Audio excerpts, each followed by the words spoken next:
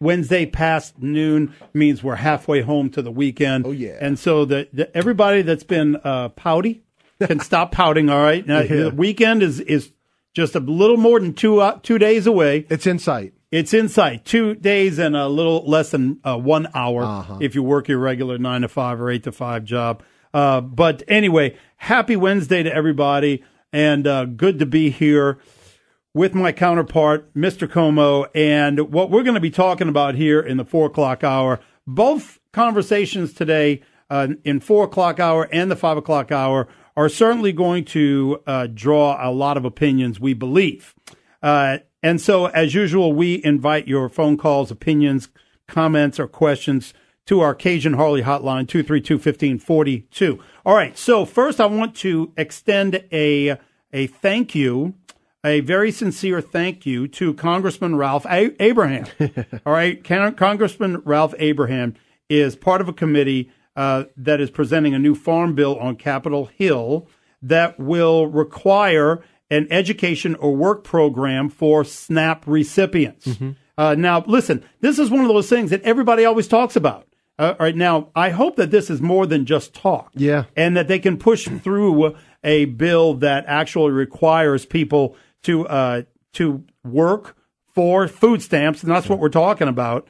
And what it does, the bill provides that able-bodied adults would be required to work, enroll in school or a job training program, or volunteer for 20 hours a week to keep SNAP benefits. Well, here's the thing. The current farm bill expires September 30th. Now, this is 5-year deals that usually come out of this. And so what's happening is they've all agreed, the House and the Senate have all agreed on everything except SNAP. On the House side, they have enough votes to be able to put a requirement like this into place, they believe. It's the Senate that's the one that's being stubborn, and the Senate is a whole lot more split down the middle than the House is. Yeah. Because in the Senate, you may have a small Republican majority, but you've got a few moderate Republicans in there that you call them moderate. I call them rhinos, like Lisa Murkowski, Susan Collins, Jeff Flake, for a long time, John McCain as well, sometimes Lindsey Graham. Yeah, you don't know what they're going to do. You don't know what they're going to do. A lot of times they'll side with the Democrats. A lot of times they will. That's exactly right. And I think that if you this is one of those things, if you put this to a public vote, I think it would overwhelmingly pass. In fact, they would even say that this goes not far enough. Okay? Because currently right now, just to give a little bit of information, 41 million people receive SNAP benefits. All right? Yeah. And that is costing us nearly $71 billion a year. Now, there are different tiers of household, the amount of people in your household, the maximum income, and then the maximum SNAP benefit that you are eligible for. And we can, of course, get into that. Right here in Louisiana, a little more than 900,000 people receive SNAP benefits. That's 19% of our population. And just to put that in perspective to the nation, 13% of the nation receives SNAP benefits. That's a percentage of the figure that I gave you before. So this is just one of those things that is not going to go away. An average household that is receiving SNAP benefits receives an average of $254 a month, or an individual receives an average of $126 a month. And I think that we need to provide some type of a food program. All right. I think that this is a good example of how government programs that were originally set up for to aid in poverty-stricken families, has gotten out of control. Absolutely. I can tell you that, and I won't say the name of the business, all right, but I can tell you that I was personally exposed to a business within the last 5 years, let's say, and I was alarmed to find out that practically every person that worked there, all right, practically. Now, this is one of those businesses where people make a lot of cash. Right, right. Practically every person that worked there had a SNAP card, and it was all fraud. Okay, yeah. It was all based on fraud. Yeah. They made more than what they were supposed to make. I was going to say, you have to report how much you're making, and because there's a certain level that if you make over it, you're not eligible for government assistance. That's exactly right. Just to give you an example, a household, a single person the maximum income is $1,307 a month, and then they receive a maximum amount on their SNAP card of $192. A household of two, maximum income $1,706, maximum SNAP $352. Let's go all the way to four. That's a couple with two kids. Yeah. Okay. Maximum income is $2,665.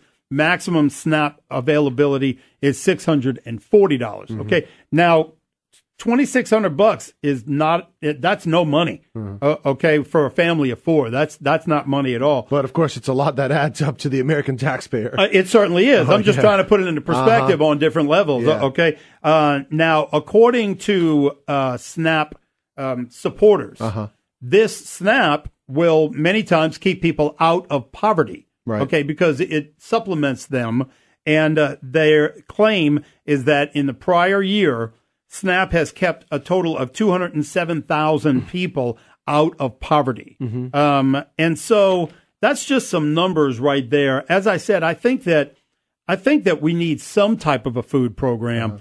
I like the one that President Trump had presented, the adjustment that he had presented sometime earlier this year, where SNAP recipients, they can't go shopping. They just get food in the mail, predetermined amount. Now, I think that is a very good solution. Now, when you mentioned the 207,000 being kept from living in poverty, I can't help but wonder what the number would be if someone would be able to figure out, and it's hard to figure out, what the number would be of people that have been kept out of the workforce because they've decided to stay on food stamps and abuse the system. That's exactly right. Yeah. I mean, because look, that family of four, $640 a month. Yeah. Okay, that's what you're receiving. That means that if you get off of SNAP, you need to make more than that to get over what you're currently taking in. Right. Okay, that's a lot. That's a lot more money. And so, yeah, you're right. It's kept a lot of people out of the workforce, or at least working more, because they're like, oh, I can't make that much money. Or the wife, one of the partners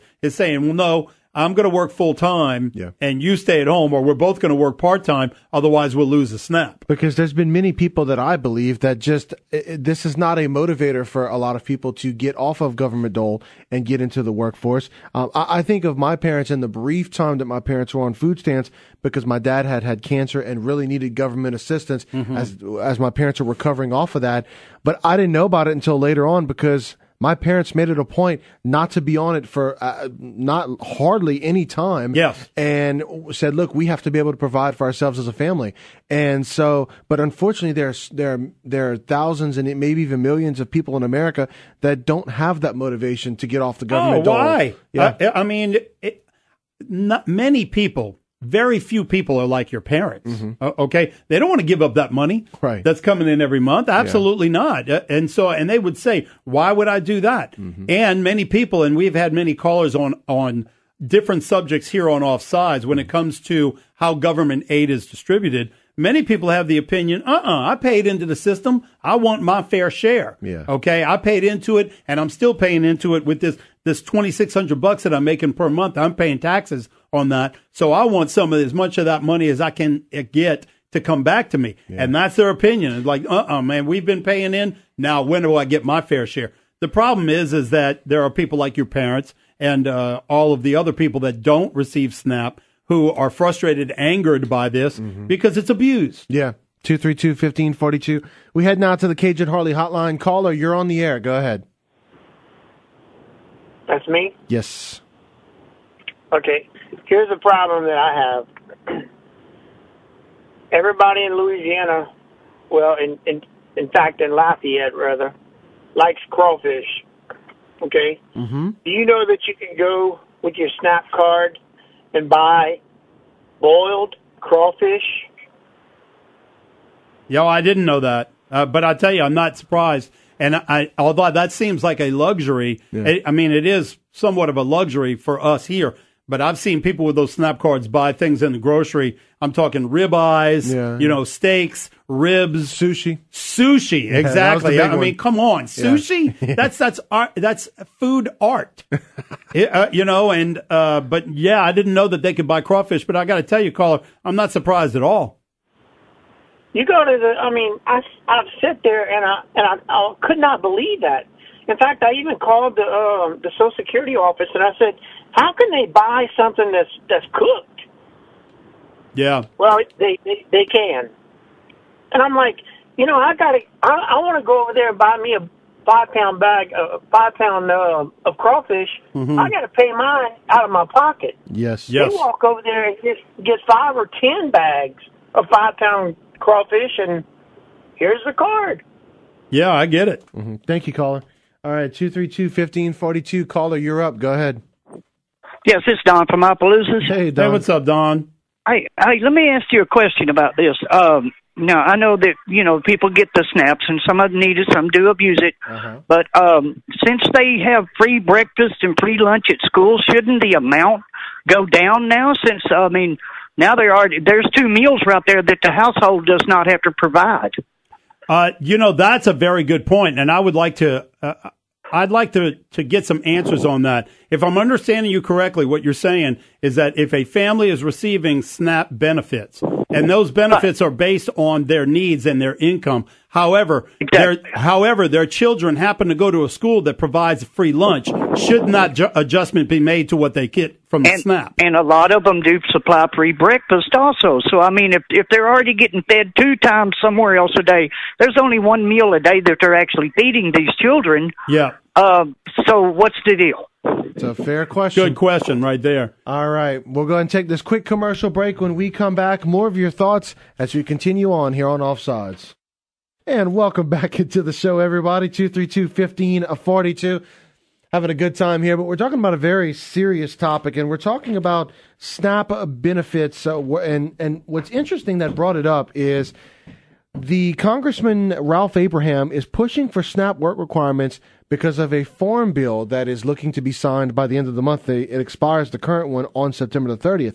Now, in the House version of the bill, able-bodied adults will be required to work, enroll in a school or a job training program, or volunteer for 20 hours a week to keep those SNAP benefits. Now, Shannon, to you and I and to many of our listeners that are used to working hard for a living and working for what we get, this seems like the minimal.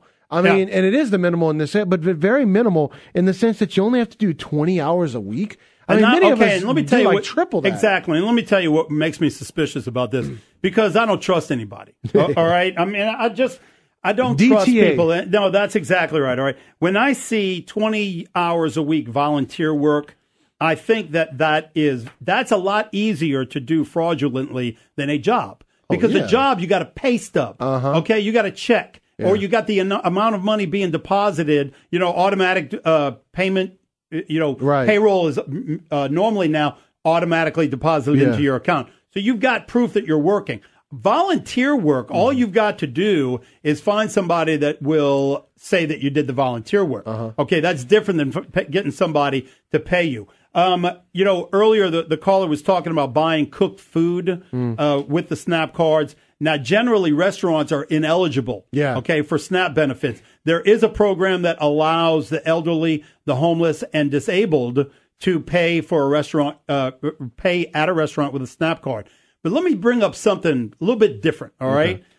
Now, grocery stores have a lot of prepared food. Yes. Remember, we've talked about that here, and I brought it up as, that is the new big competition for restaurants now, because all these grocery stores have a big selection of prepared hot food. Big selection of sushi. That's boiled shrimp, all kind of stuff. A buffet, all kinds of different things are available. We get it all the time. Okay? when you don't want to go out. Tonight. When you don't want to go out, you don't want to cook, it's a great alternative. Okay? And so now these food items are being purchased at a grocery store with SNAP cards. You get it? And so, no, you can't go to a restaurant, but you're still getting prepared food, like the caller had said, with crawfish. And so those are just another one of those.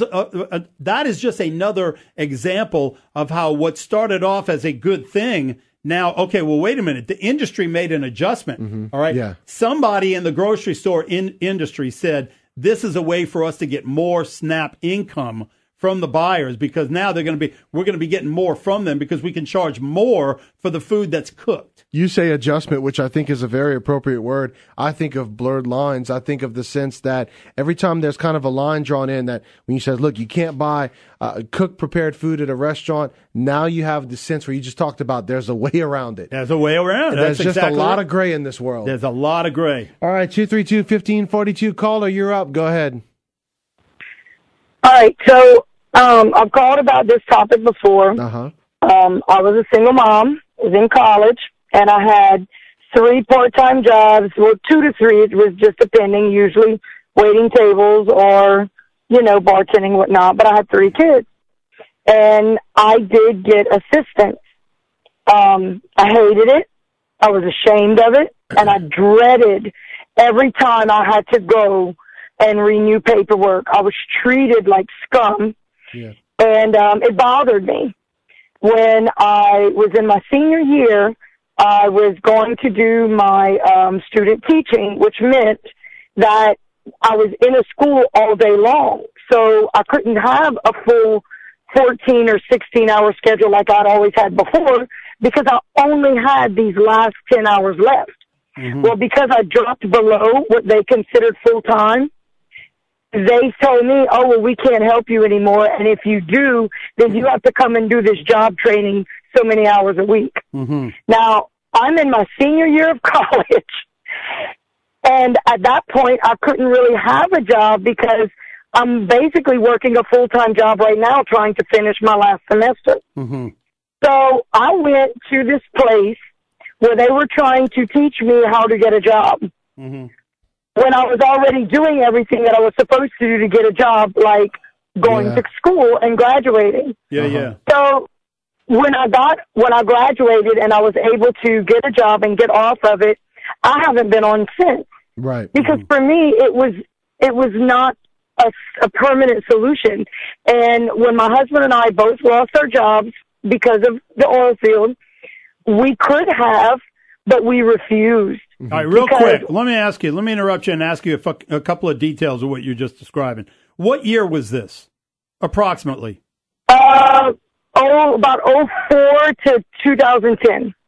Okay. When you received this, what was it? Was a card? Yes. Okay, and did it appear just like, see, that's another big difference now, okay? I remember when I was a boy, you had food stamps, okay? Yeah. You knew who... My grandmother, that's what my grandmother had. She was born in 1905, and after she was retired and she was like in her 80s, 90s, we would take her to the grocery store to buy her groceries. Yeah. And she had I remember those. I remember the stamps. Yeah, as I was saying. Okay, you're right. I mean, we used to get stamps, and you knew who was in line was paying with food stamps simply because of what it looked like. You could see it. Now it's very different because you don't know who's got it and who doesn't. Not that should matter, but like you just said, there is some people are humiliated by it, okay? And so SNAP has made that adjustment, and it's very beneficial to people like you. However, it also makes it more comfortable for people that cheat the system. Because from a distance, you're just like everybody else. You're using your card to get what you need. That's my point. And so, again, there is a shame factor. And it's not that, it's not that you want the person to feel horrible, but if they're in a bad situation, but you want them to feel motivated to not stay in that situation. And that's the thing. before... The way it was before, yes, they were embarrassed. I believe many of them were humiliated and embarrassed. However, and I'm not suggesting that we bring it back. However, I think that was a motivational tool for many of them to get off of it. I agree. And this is the other thing. Whenever I had it, I don't know if it's still the same, but you couldn't get prepared food, hot or cold. It could not be prepared. Right. And for me, that was my budget. I was getting, rice and beans and ground meat and potatoes, like whatever I could get that was cheap, that would last. And, I find that, and being a person that has been on it, that was still working and contributing, and person who is off of it, I don't think that volunteer hours are enough. I think that there should be drug testing. Yeah. I think that you should have to either volunteer or work a certain number of hours. I think there should be a cap. and you shouldn't be able to be on it for over a certain amount of time. Mm-hmm. I think that there should be a plan for you to be able to get off of it and do for yourself, because there's no better thing in life for a person to feel that they're self-accomplished. Yeah. They've been able to do it. It changes your attitude. Yeah, I agree. With the only exception of the elderly and the disabled. Mm-hmm. Yeah. That would be the exceptions, at least in my opinion. But thanks for the call. 232-1542. All right, caller, you're up next. Go ahead.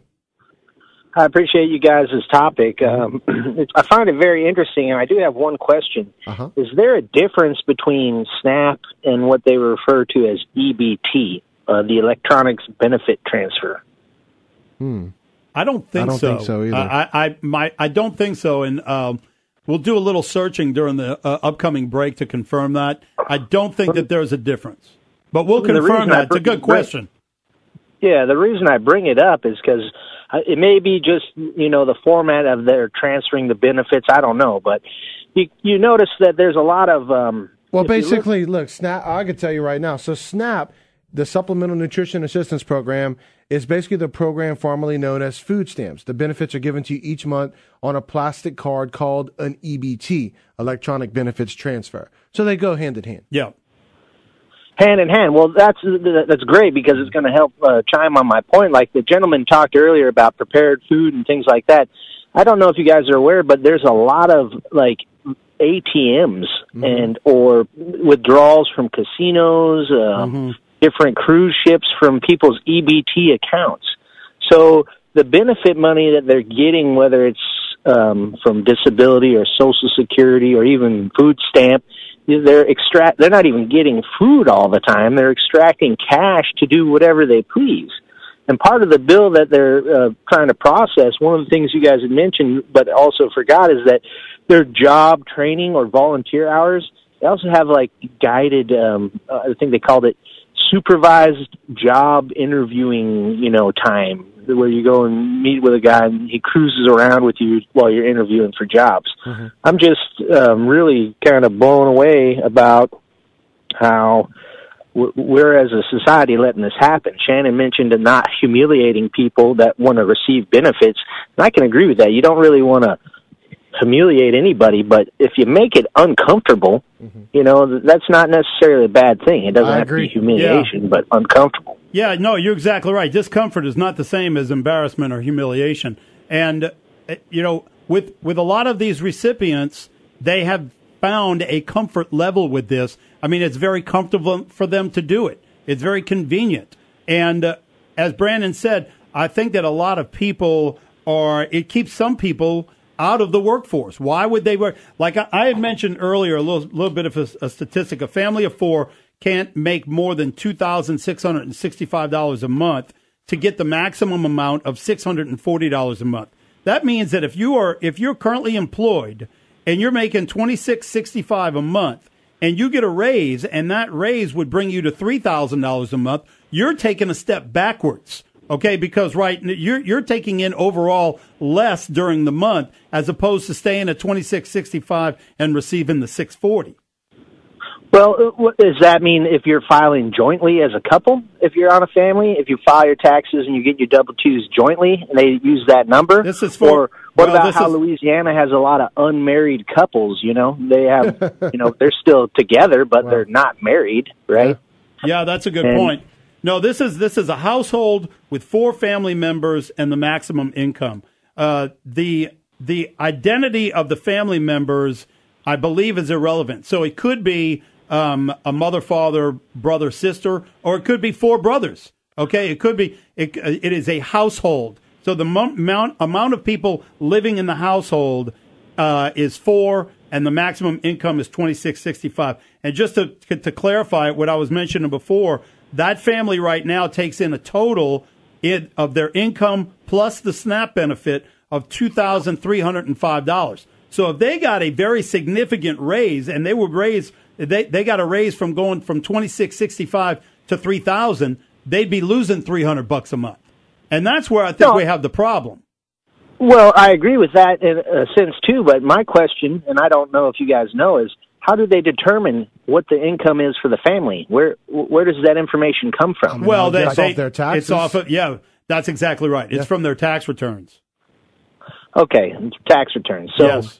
There's the gray area. Yeah, and I was mentioning to you before, I came across a group of people, and thank you for the call. I came across a group of people in the past that were working at a location, and they could not report more for that exact reason. All right. Well, we'll go ahead and take this quick commercial break. When we come back, we'll continue on with the... Welcome back to Offsides, everybody. Shannon Wilkerson, Brandon Comeaux, and we want to take a moment to welcome a new sponsor. We have a new sponsor here on Offsides, Chris Quibido. Look, it's time to make your money work for you. Chris Quibido with Cetera Advisors right here in Lafayette. Chris has the financial advice you need to manage your money through a strategy that fits your individual needs. You know, you may be working with a financial planner currently, and if you are, that's great. But do you truly know exactly how each investment is designed to work for you? What about your retirement plan? Your hard-earned money deserves a strategy, one that you truly understand. So if you need a plan to get you on track for retirement, give Chris Quibido a call at 205-6656. Again, that's 205-6656. Yeah.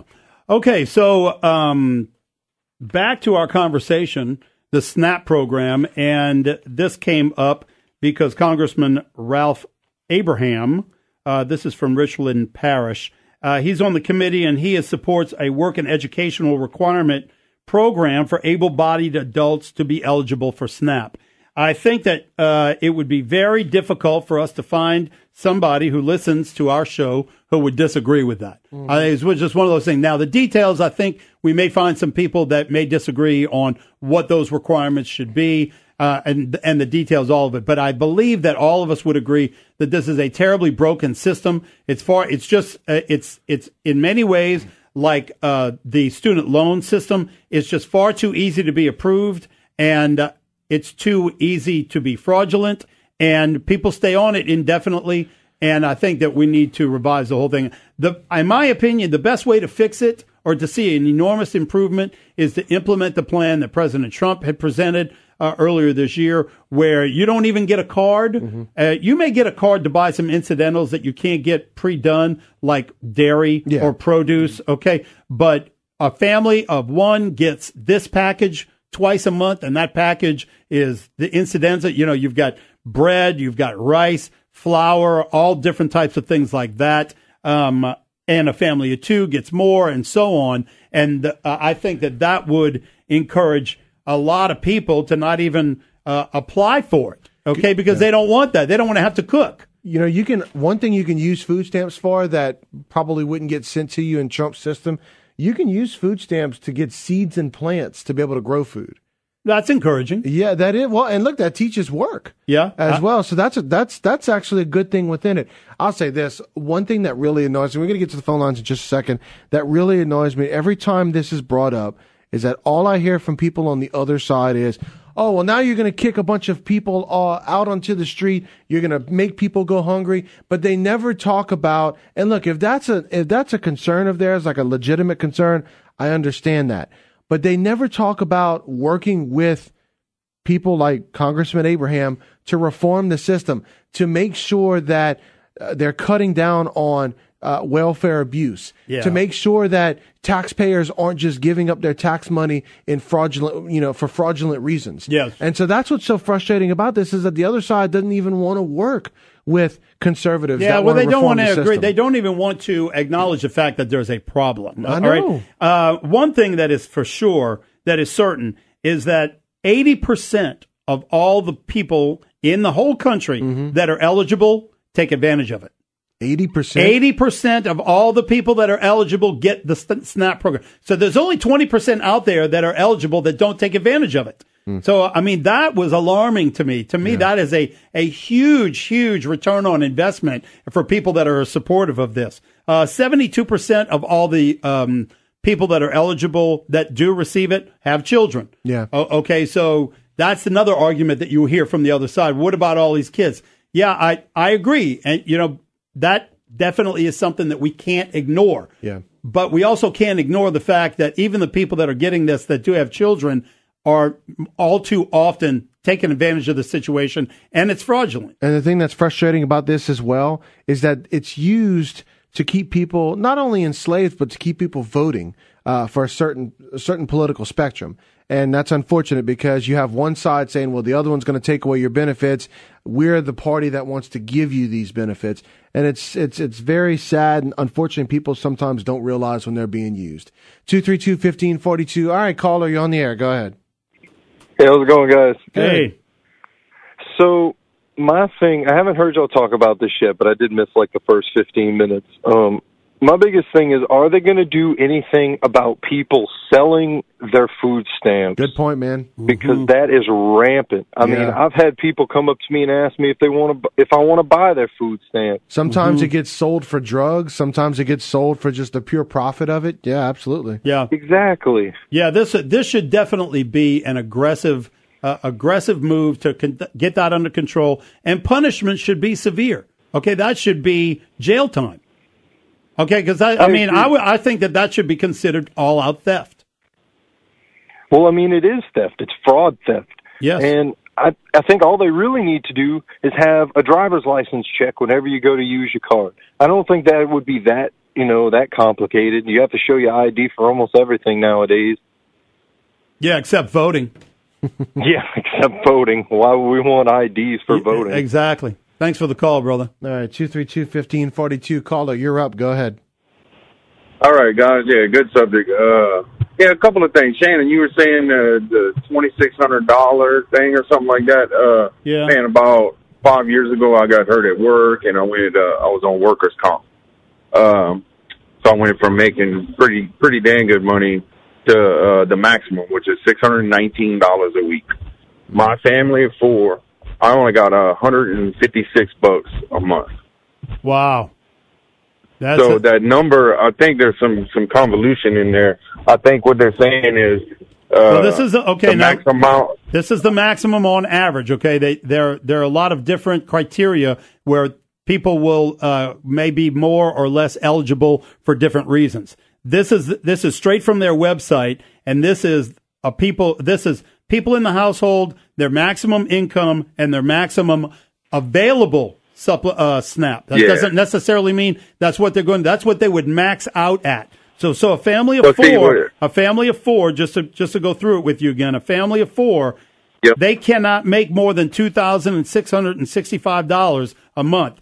And they are eligible for up to $640. It doesn't necessarily mean that's what they're going to get, but that's their maximum eligibility if they can get it. Now, if some of these people start working the 20 hours, say they go work 20 hours a week, say that's what they say you have to do. You have to work at least 20 hours a week. Yeah. Now, say they go make $200 in that 20-hour week. Say they were making $10 an hour. Yeah. That amount is going to get deducted from their food stamps.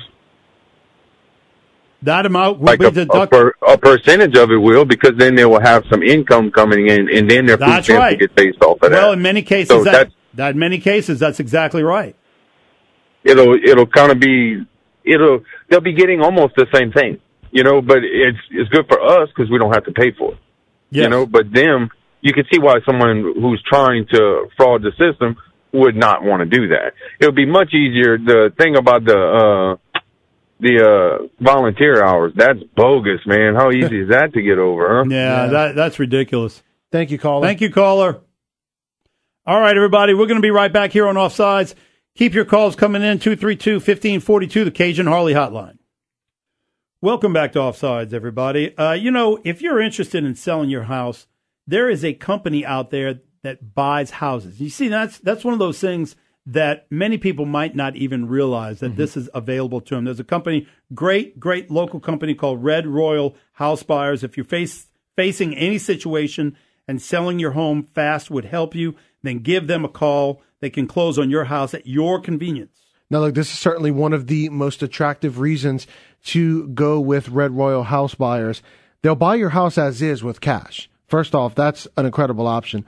Also, there's no fees, no commission, and you will not have to make any repairs. That beneficial to you as well. And most importantly, they will close on your timeline to meet your needs. Yeah, that's right. Visit them online at redroyalhousebuyers.com. Follow them on Facebook or call 888-509-0040, Red Royal House Buyers. All right. Okay, so I'll tell you one thing you can't buy with a house is, or use to buy a house with, is a SNAP card. No. And that's what we're talking about right now. And a lot of phone calls coming in. We've got about maybe 8 minutes left of talk time. Let's see what other people have to say. All right, caller, go ahead. You're on the air. Yeah, I think if the federal government or these folks on the left really, really want to help, and there maybe some encouragement maybe on prison reform, I think they ought to have these prisons in each state have these big old community gardens, and they're raising livestock, because let's face it, the states own more land than individuals, so there's plenty of land for agriculture. They ought to just start slaughtering and making meat packages. You know, the government should subsidize it. I mean, they could have plenty of food. Mm-hmm. Yeah, that's a good thought. That's interesting. Okay, you're talking about subsidizing, and there is the discussion. I mean, what Ralph Abraham, the congressman, was saying was that they have 7 million slots that they can't fill. So that's 7 million Americans that are work eligible but not working. My only thing that I wonder about this, though, would this hurt farmers in the long run if you start subsidizing that work to prisoners, like what you were just saying? Could that, I think about the movie Shawshank Redemption, when they were doing all the roadside work, the roofing and all that, and all of a sudden one of the business people comes up to the warden and says, "Hey, you're going to put us out of business with all this free labor." Yeah. Yeah, that's a good point. There's always going to be a double side to, a lot of the solutions that we come up with will many times lead to other problems. And we just need to keep it separated anyway. Yeah, good point, man. It's just something that you don't want it to be one hand holding the other. I mean, if we want to become independent from this setup, then maybe everybody needs to think about the farmers would have a fair shake and actually probably make more money if they could compete. But right now, we got a bunch of farmers across America saying we can't do these tariffs and we can't do this. Why? Because they're over a barrel with the lowest amount of money the government's guaranteeing them. But if they would realize that in the long run, if they just pulled themselves up and stopped relying on the bare minimum, they could make a lot more money. So, okay. Thank you. People settling for second best. I'm sorry. Okay. Don't be sorry, man. Thanks for calling. Yeah, we appreciate your opinion. We'd love to see if we could hear from a farmer during this time we have left to weigh in on that. Yeah. 232-15. Derek might know. There you go. 232-1542. Caller, you're up. Go ahead. Hey, you got me? Oh, hey, we what's got up, you, man? Oh, y'all got me there. I'm gonna shake y'all up today because y'all say y'all didn't have nobody on the opposite side. That's all right. Come on. Come on, anyway. What I'm saying is, I think you're way out of line when you're against the food stamp, because I've been a self-made millionaire since I was 16, and I used to get on them all the time. You got to look at it. Wait. I got to stop you. Okay, If you're a self-made millionaire, what are you doing getting on food stamps? No, I don't get on food stamp. I never had food stamp in my life. That's what I'm okay, saying. all right, go ahead. I took up for the people, and you got a lot of people down these people, and you're going to have to pull with you always.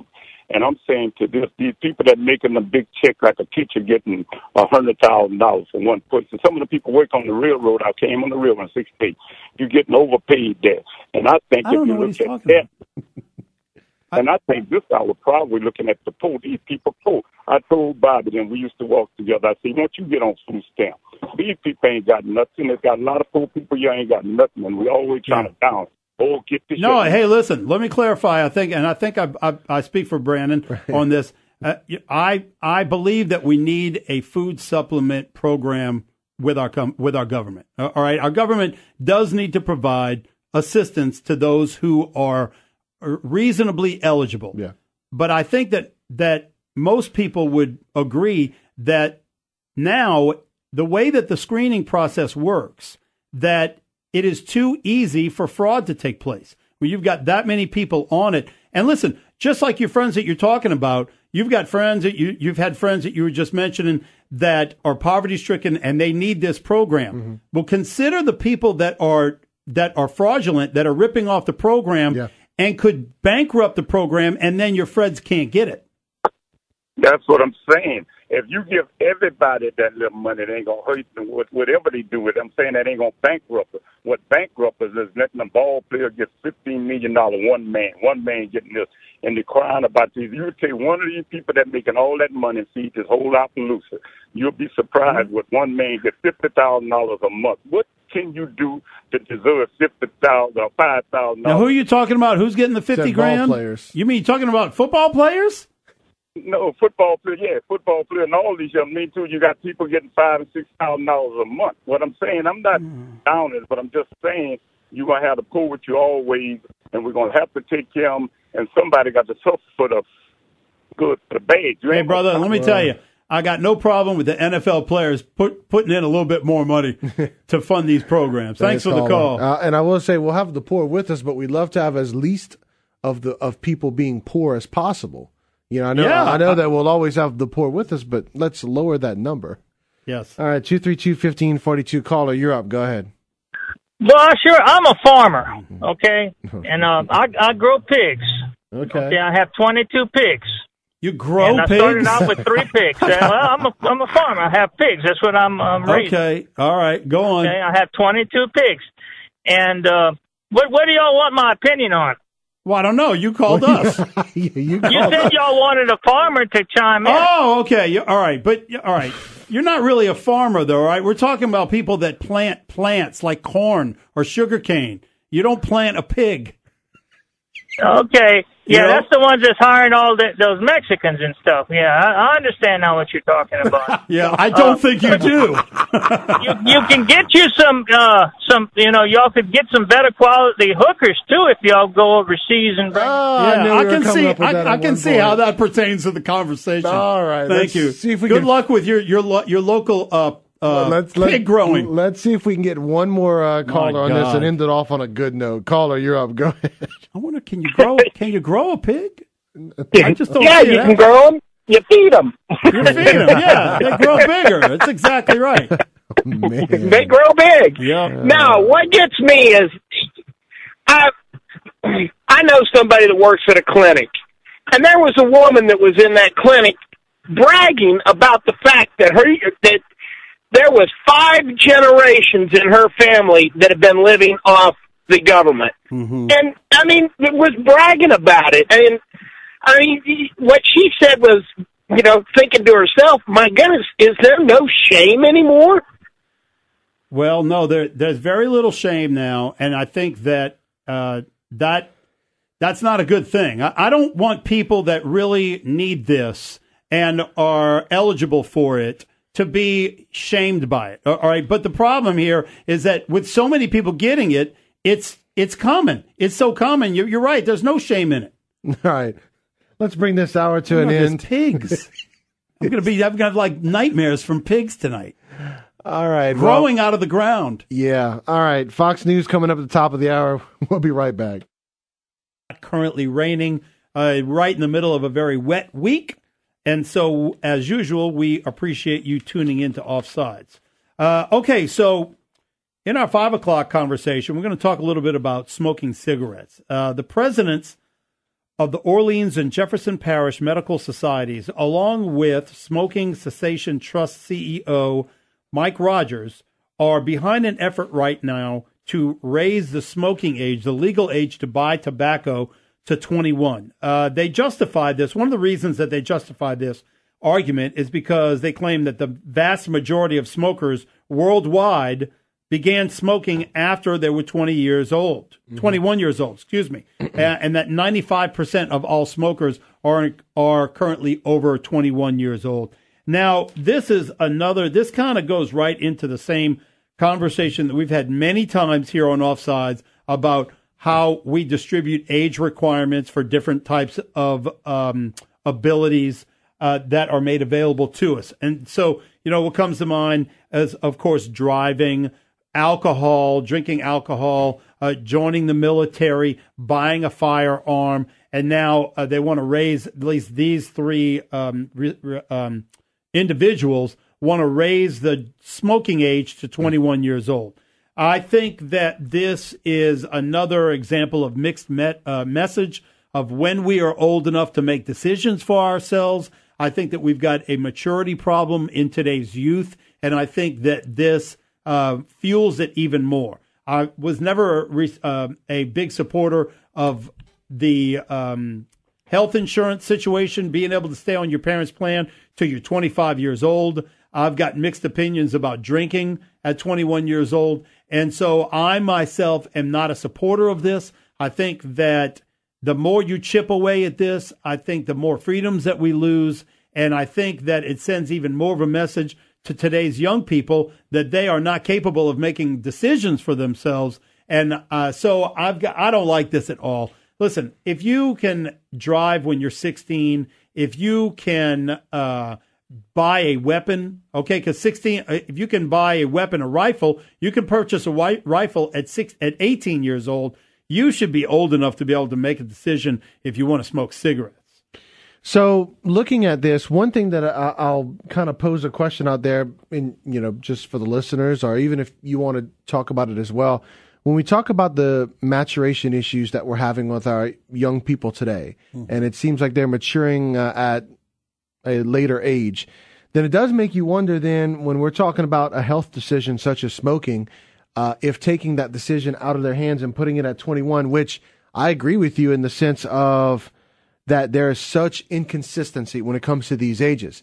Now, one thing that would be consistent if the smoking age gets raised to 21 to be able to buy cigarettes, it would be consistent with what we've done with alcohol and being able to buy it at 21 instead of 18. Right. We know the story behind that with the highway money that was coming in, but that would make it consistent with that as well. When looking at this, what's interesting here is in the studies that have been done, they have shown that such a large percentage of people, 95%, start smoking before they're under the age of 21. Mm-hmm. And so their argument is that the brain has not developed as from 18 to 21, like once you're into adulthood, yes, once you get past 21.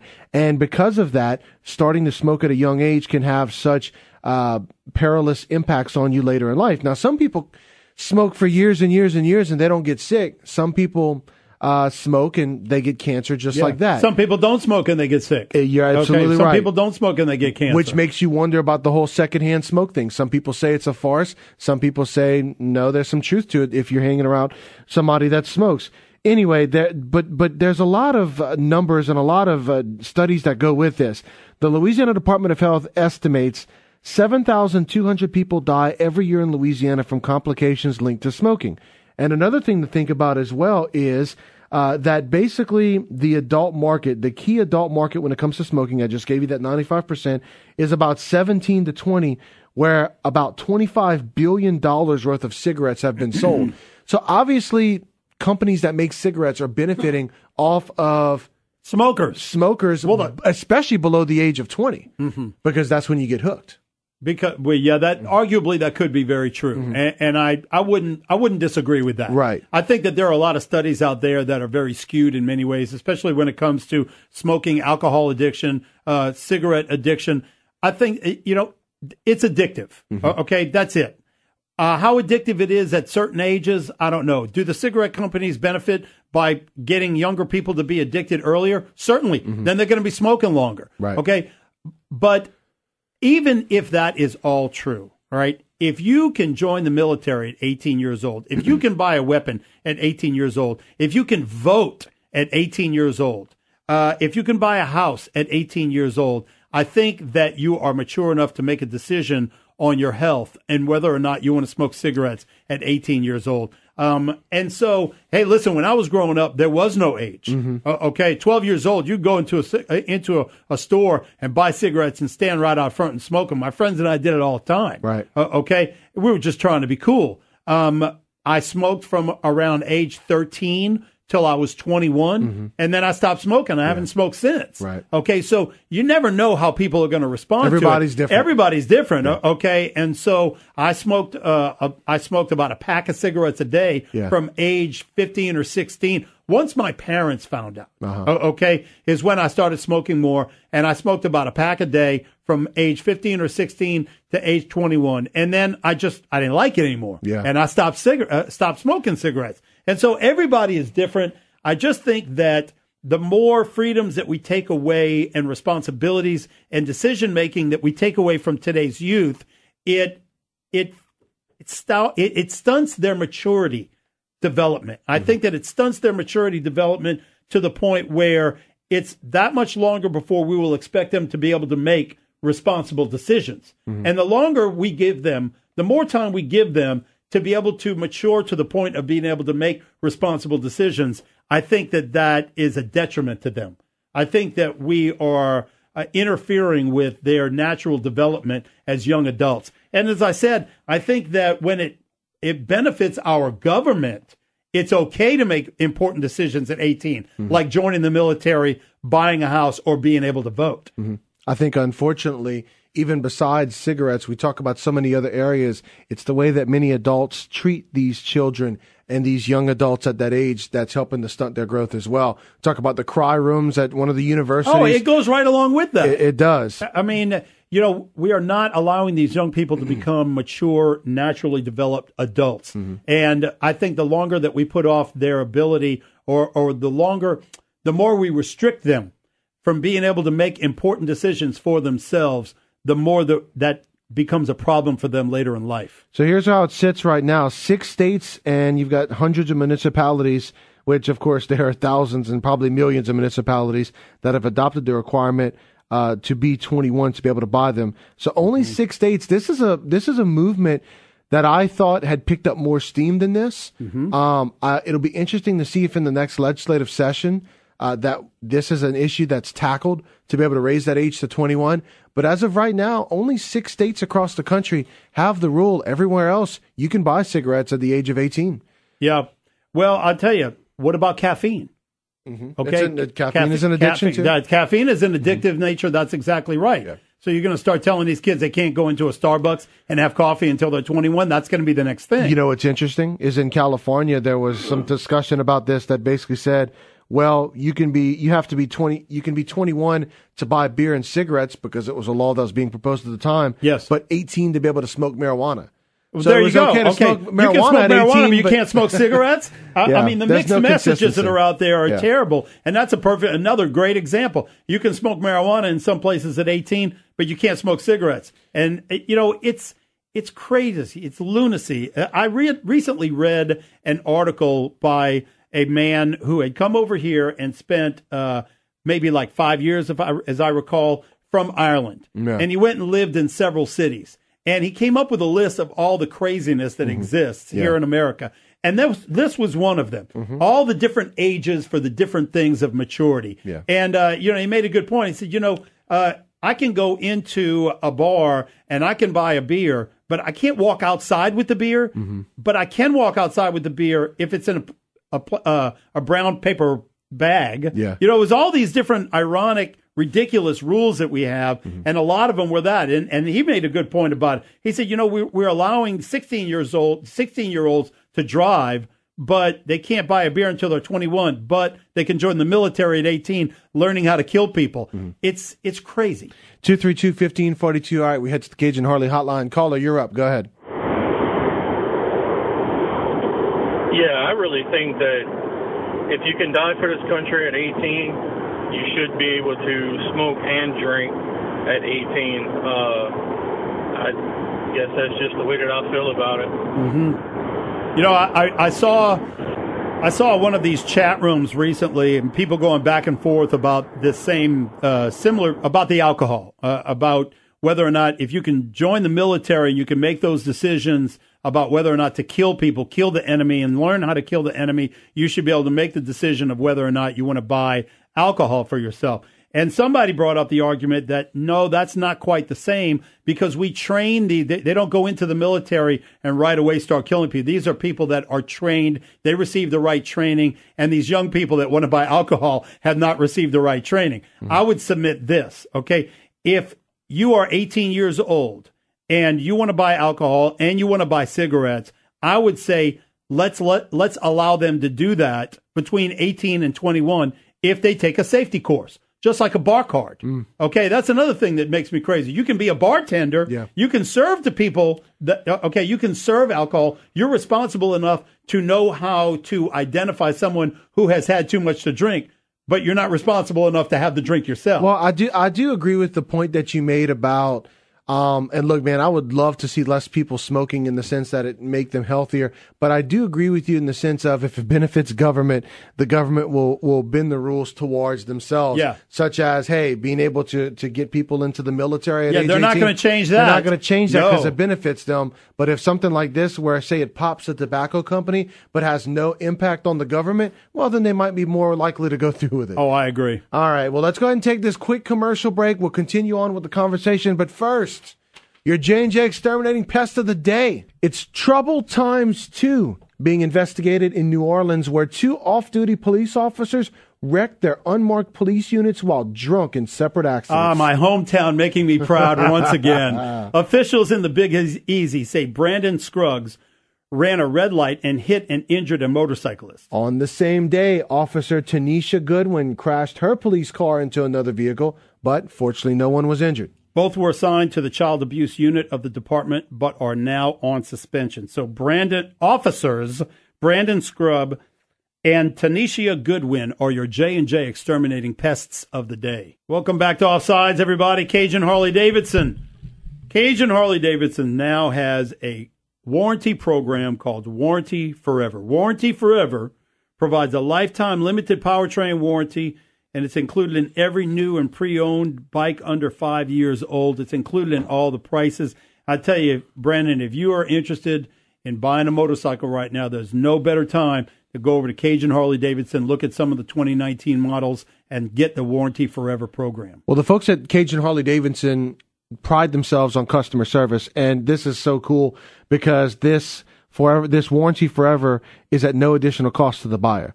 And look, regular maintenance is required, so make sure you go into Cajun Harley-Davidson. You can discuss the details with one of the incredible sales team members. And just remember, Cajun Harley-Davidson here in Lafayette, they pride themselves on customer service, and they want to get you into a Harley that you want and that you deserve. Yeah.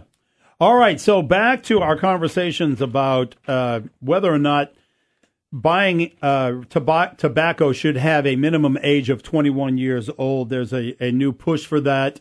And Brandon and I think that we kind of agree on this. I think that most people would agree it'd be better to have less people smoking. And this could be presented as an effort to increase the people that don't smoke by making it illegal, basically, for people to smoke at a younger age, and so therefore they don't become addicted at a younger age. Less people smoking overall. Mm-hmm. That's a good thing. Right. Okay, but the next, and I know that this comes up a lot, but how many different methods of control are we going to put on the public in an effort to protect them from themselves? Mm-hmm. You know what I mean? There's a thing that's called adulthood out there, and adulthood comes with responsibilities, and those responsibilities mean decisions. And you've got to be able to learn to make the right decisions. And sometimes learning to make the right decisions means making the wrong decisions. One thing that I can't help but wonder, though, as we continue to talk about adulthood for younger people kind of coming a little bit later now because of things that have been put into place, when then does it come to the point where we think, okay, well, apparently they're not responsible enough to make decisions until maybe the age of 21. Yeah. And because that's just the natural cutoff. So then when do we start maybe raising things to the age of 21 to get things more uniform? Yeah. Well, if that's the case, fine. Mm-hmm. Okay. Then it all needs to be 21. Right. If 21 is when you're an adult, then 21 is when you're an adult for all these things. Mm-hmm. Okay. Buying alcohol, buying weapons, joining the military, and voting. Right. Okay. They're never going to give up those votes. I would not mind voting being raised to 21. I'll say that. Well, yeah. Well, I can see your reasoning there. Okay. Yeah. But I think that there needs to be more consistency with it, because we have got these different messages to young people about when they are mature enough to be responsible enough to make the right decision. And we keep confusing it. 232-1542. All right, caller, you're on the air. Go ahead. Yeah, I would urge young people to, bring a lawsuit and take this all the way to the Supreme Court, because this is a denial of their civil liberty. If they are adults, I mean, think about it. Let's say the government says, well, those that are 38 to 45 cannot do this or do that.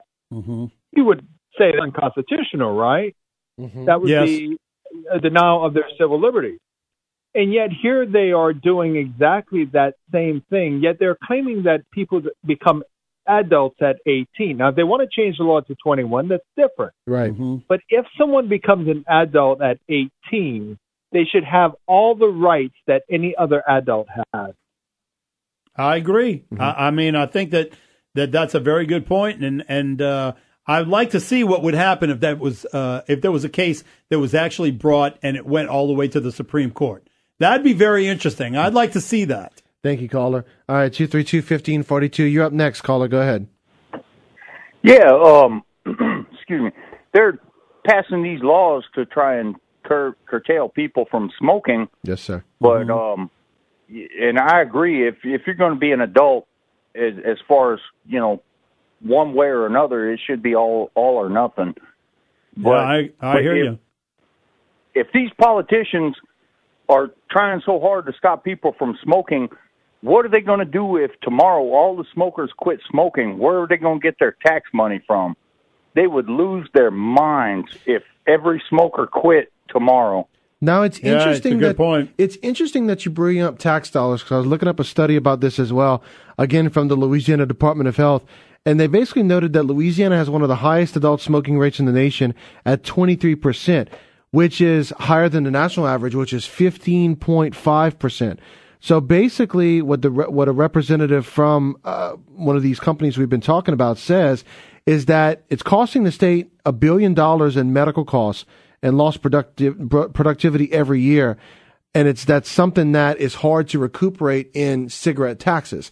So in Louisiana, they keep jacking those taxes higher and they higher. do. And what he's saying is we'd have to charge an extra $6 a pack to be able to justify all that. So that's basically $12 a pack, like they would do in New York. Well, the so same they argument, can't tax it high enough. Okay, but the same argument can be made with sugary drinks. Okay, and fried food, which they're doing in New York. That's it. Okay, that's right. Okay, because you got diabetes. How much does diabetis cost us? No, I'm sure it's billions obesity. as well. Yeah. How much does obesity cost us? I mean, you're talking about all of these different control methods. If you put a price tag on all of them, then we could talk ourselves blue. And one thing leads to another. I'll give you one right here, all right? This is a bad one, right. All right?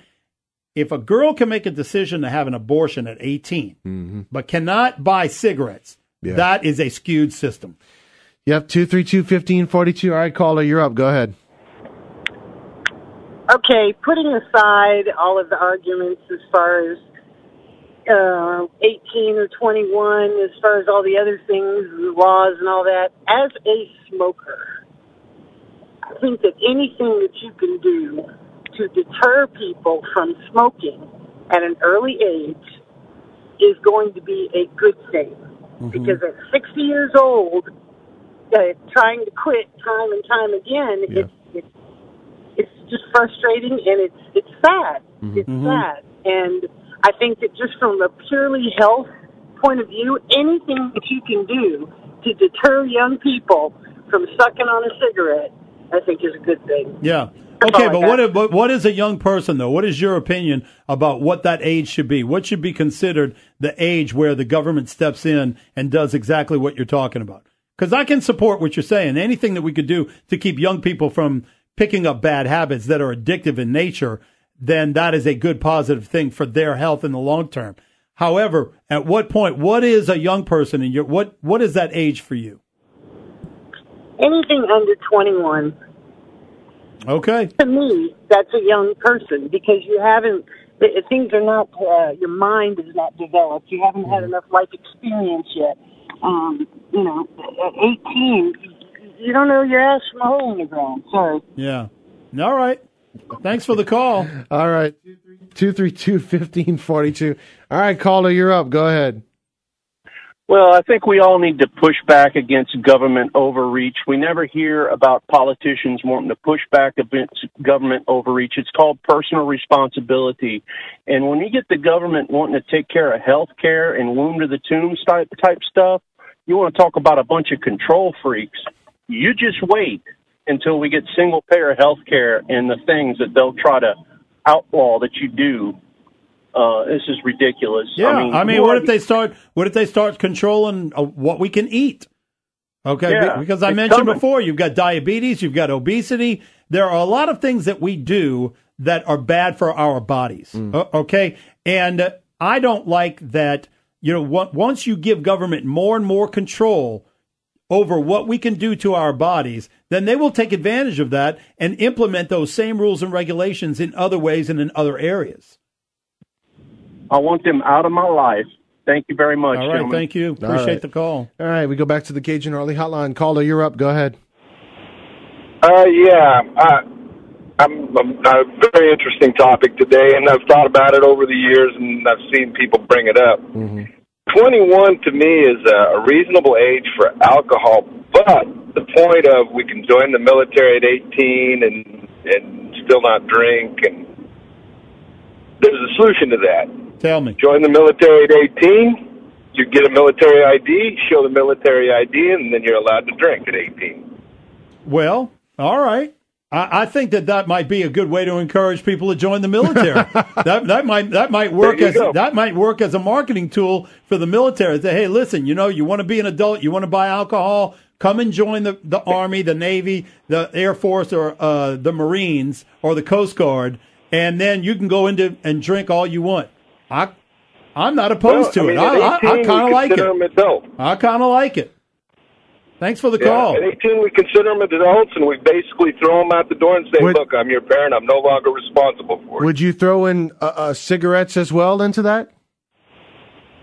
Tobacco, I think tobacco 18 was a reasonable age, and I'm not saying that because I started at a young age. Most smokers don't start at 18 and over. They start at 13. Yeah.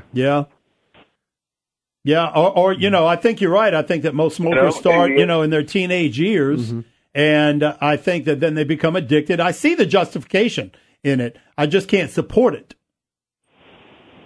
Yeah, I can't support the justification for raising it for smoking. But, we have to let him go. All right, thank you. All right, thanks, caller. At least he was able to get some good points across. We'll go ahead and take this quick commercial break. When we come back, we'll continue the conversation with you here on Offsides. Welcome back to Offsides, everybody. Shannon Wilkerson here with Brandon Comeaux.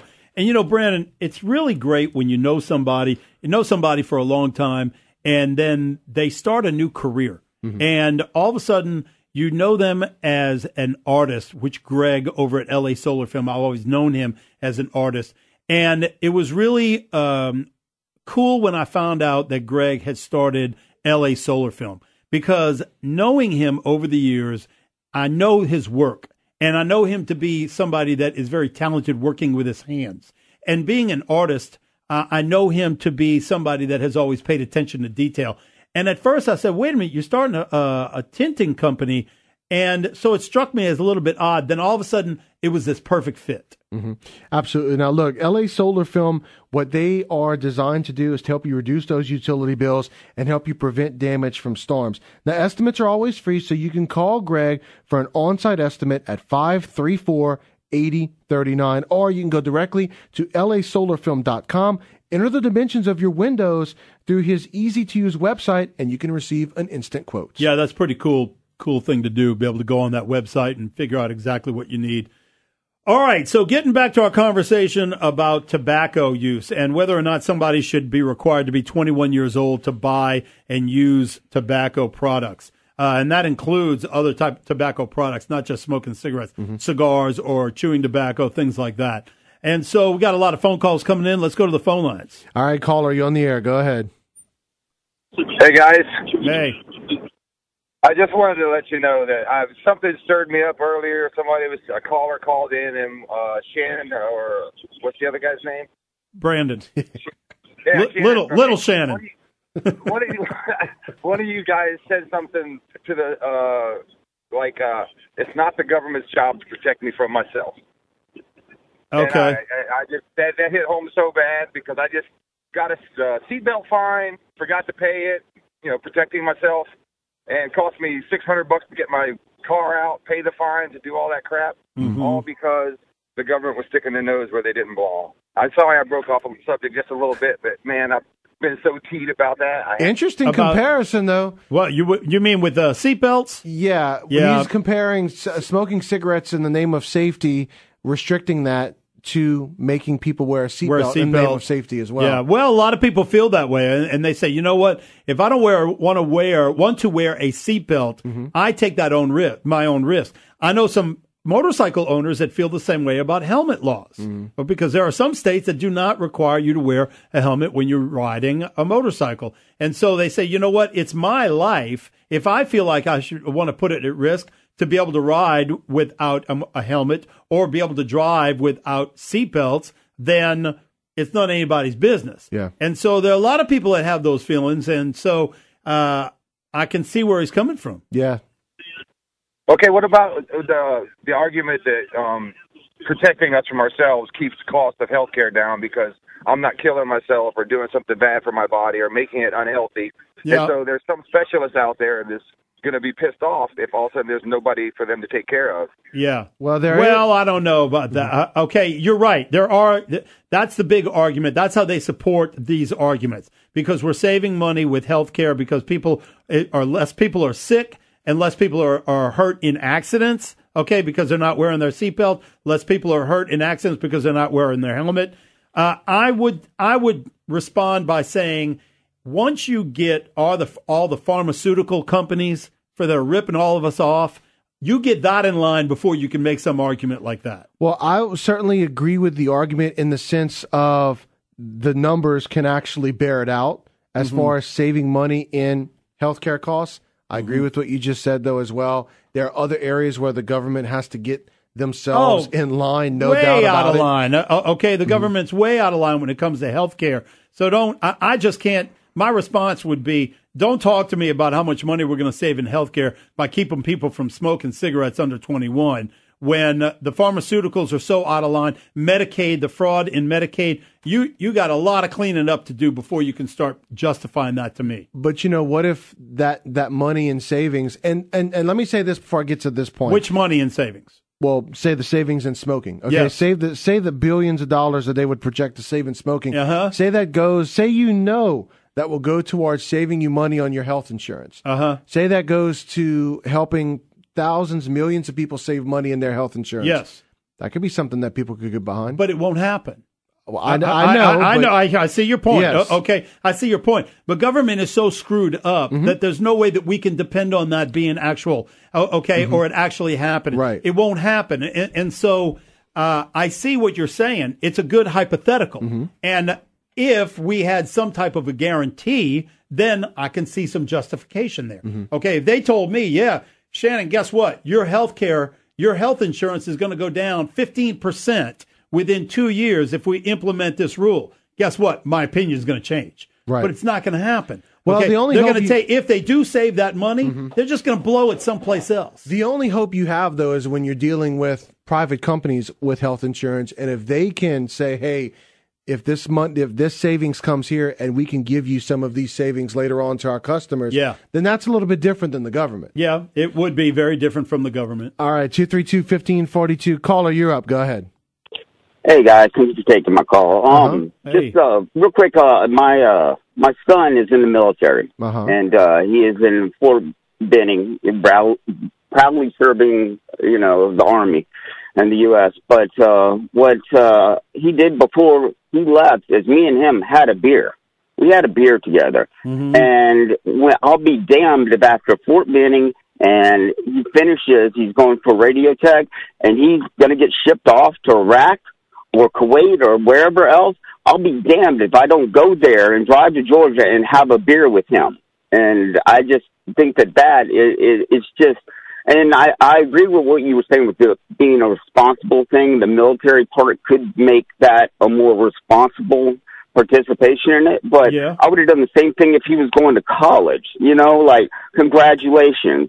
We're going to sit here and have a beer. I'm not telling you to, go get drunk every night or anything like that.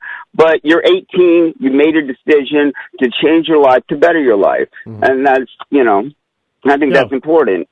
And the other thing is, I just wanted to tell you this a little bit of a time note, but it has to do with the military, is that I know for a fact that the fine Louisiana University that both of you are alums from, despite protests and all, will not have Nike at all. It's not Nike.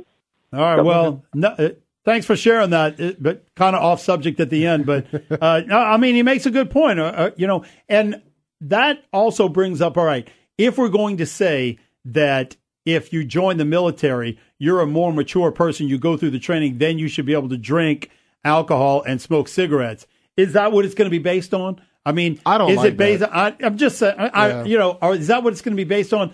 Are some people allowed to indulge in certain, or rather, should some people be allowed to indulge in certain pleasures based on their maturity level? Because guess what? I know a lot of people that are middle-aged that are childish. I know. Okay? They are still growing. They're still got a maturity problem. You don't all of a sudden become mature at the age of 21 than you were on 20 the day before. That's a good You point. have to have That's a measuring right. stick somehow, and that is the measuring stick. Yeah. All right, well, let's go ahead and take this quick commercial break. When we come back, we'll wrap up with some more thoughts from you here on Offside. Okay, we're back here having a conversation about tobacco use and whether or not somebody should be required to be 21 years old to buy or use tobacco. Lots of people calling in and holding on. We appreciate that. Let's go to the phone lines. All right, caller, you're on the air. Go ahead. Hey, guys, how we doing? Good. Hey, good to hear from you. A couple things. One, a little off. Not really. It's on topic, but anybody who's going to go off and send to Iraq, Afghanistan with a gun in their hand, ought to be able to have a beer. But that's not what I called about. A few callers earlier who didn't want to wear his seatbelt and I guess he got busted. I caught the tail end of the conversation. I guess he got busted and got hit pretty hard for not wearing his seatbelt. But, I had an immediate family member of mine who 25 years ago was killed in a drunk driving accident. She wasn't drunk. She was somebody else who hit them was drunk, and she wasn't wearing her seatbelt, and she was killed. And so I think seatbelts serve a purpose. There's no ifs, ands, and buts about it. Second, I got a cousin who has been riding Harley Davidsons. As a matter of fact, you'll love that, Shannon, for 40 years, 45 years. And he says anybody who doesn't wear a helmet is a moron. Look, I'm not supportive of people not wearing the proper safety gear riding a motorcycle, especially a helmet. But there are states that do not require it. Oh, I know California is one of them. I believe there are several. Colorado, maybe. I don't know.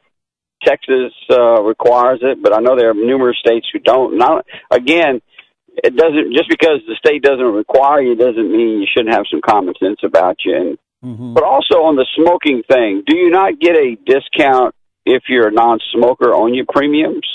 Is that what y'all were saying or not saying? Well, we didn't talk about that, but that is true, though. That is true. Yeah, so, being a non-smoker, now, if you want to smoke, have at it. I don't smoke, but I don't begrudge anybody who does, as long as, they do it outside and not in my house, you know what I mean? Yeah, sure. But I think, again, it does, I think, not smoking does decrease, and wearing a helmet, wearing seatbelts, these are all safety issues that do save us money in the long term when it comes to hospitals and health care. So, all right, that's what I got to say. Well, hey, hold on. Don't go anywhere, all right? But should we implement these rules simply because it saves us money in the long run with potential disasters or potential wrecks, potential health problems? Because then doesn't that open the door for us to then implement those same rules and regulations in many other ways that cost us money? You're a chef. What if you were told that you had to cook food a certain way because of the health risks that you put people at if they eat too much of it for too long of a period of time? Well, I don't know about eating too much of it at a long period of time. I'm not a fan of the big gulp. I think it's the biggest, stupidest thing I've ever seen to have a quart or 2 quarts of soda. Why not? But why not? I am required to cook a certain. Required to cook a certain way. I do have to follow safety rules when it comes to food management. I do have to. It's called a thing called the danger zone. You gotta keep food out of for a certain period of time. So. There are rules for you have to follow for cooking. And I know and that, I think, but what if you were told that you couldn't cook fried food anymore? What if the government said fried food leads to diabetes, it leads to obesity, and they had the statistics to back it up, all right? And it's just a hypothetical, all right? And they said, well, you know what? No more fried food until you're 21. Well, it's like what Chicago did. I think no more hydrogenated cooking oil. I think we ought to get rid of hydrogenated cooking oils that have the fats that lead to high cholesterol and things, heart disease. So is that something that you would support, like what they're doing in Chicago? Yeah, I really would. I mean, I don't use hydrogenated cooking oil because it's a fatty oil, and it's not as good oil as what I can get a canola or a peanut oil. So yeah, but it's delicious. But it is delicious. But also, I think that it's excess. I mean, I think people, it's not fried foods are not bad for you. Well, sure it is if you eat it all the time. All right, well, we got to let you go, Pat. Thank you, Pat. All right. We're going to go ahead and leave it there for today because we have to. We'll be back tomorrow with a couple of fresh new conversations ready for you here on Offsides. Right.